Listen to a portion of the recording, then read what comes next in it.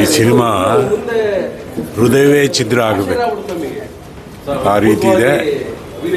ಏನು ನಿರ್ಮಾಪಕರು ಮತ್ತು ಹೀರೋ ಏನು ಕಷ್ಟಪಟ್ಟು ಈ ಸಿನಿಮಾ ಮಾಡಿದಾರೋ ಅದಕ್ಕೆ ಜನ ಎಲ್ಲ ಸಹಕಾರ ಕೊಟ್ಟರೆ ನಿಜಕ್ಕೂ ಕೂಡ ಜನಕ್ಕೆ ಹೃದಯ ಇದೆ ಅನ್ನೋದನ್ನು ಖಾತ್ರಿಪಡಿಸ್ಬೋದು. ಏನಿಲ್ಲ, ಕಂಪ್ಲೀಟ್ ಸ್ಟಾರ್ಟಿಂಗ್ ಟು ಎಂಡಿಂಗು ವಿಚಿತ್ರವಾದರೂ ಸತ್ಯ.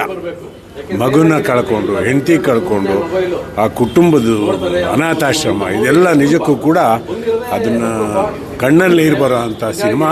ಇಂಥ ಸಿನಿಮಾ ನೋಡಿ ಪ್ರೋತ್ಸಾಹ ಮಾಡಬೇಕು ಮಂಜುಗೆ ಅಂತ ನನ್ನ ಕಳಕಳಿಯ ಮನವಿ. ಕಥೆ ಒಂದು ವಿಭಿನ್ನ ಕಥಾ ಹಂದರ ಇರುವಂತಹ ಒಂದು ಕಥೆನ ಇಟ್ಕೊಂಡು ನಿರ್ದೇಶಕರು ಹಣ ಹೂಡಿ ಮತ್ತು ನಾಯಕನಾಗಿ ಒಂದು ಚಿತ್ರವನ್ನು ಮಾಡಿದ್ದಾರೆ. ಬಹುಶಃ 85-90ರ ದಶಕದಲ್ಲಿ ನೀವು ತಾರಸು ಅವರ ಕಥೆ ಇರ್ಬೋದು, ಎಂಡಮೂರಿ ವೀರೇಂದ್ರನಾಥ್ ಅವರ ಕಥೆಯನ್ನು ಇಟ್ಕೊಂಡು ಈ ಒಂದು ಸ್ಟೋರಿ ಬೇಸಲ್ಲಿ ಚಿತ್ರಗಳನ್ನು ಮಾಡ್ತಾಯಿದ್ರು. ಇವತ್ತಿನ ಕಾಲಘಟ್ಟದಲ್ಲಿ ಈ ಥರ ಒಂದು ಸ್ಟೋರಿ ಬೇಸ್ಡ್ ಇಟ್ಕೊಂಡು ಮಾಡೋದು ಭಾಳ ಕಡಿಮೆ ಆಗಿತ್ತು.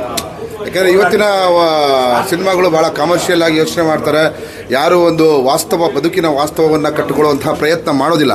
ಆ ನಿಟ್ಟಿನಲ್ಲಿ ಒಂದು ಕಥೆಯನ್ನು ಇಟ್ಕೊಂಡು ಒಂದು ಅದ್ಭುತವಾದಂಥ ಕಥೆಯನ್ನು ಮಾಡಿದ್ದಾರೆ.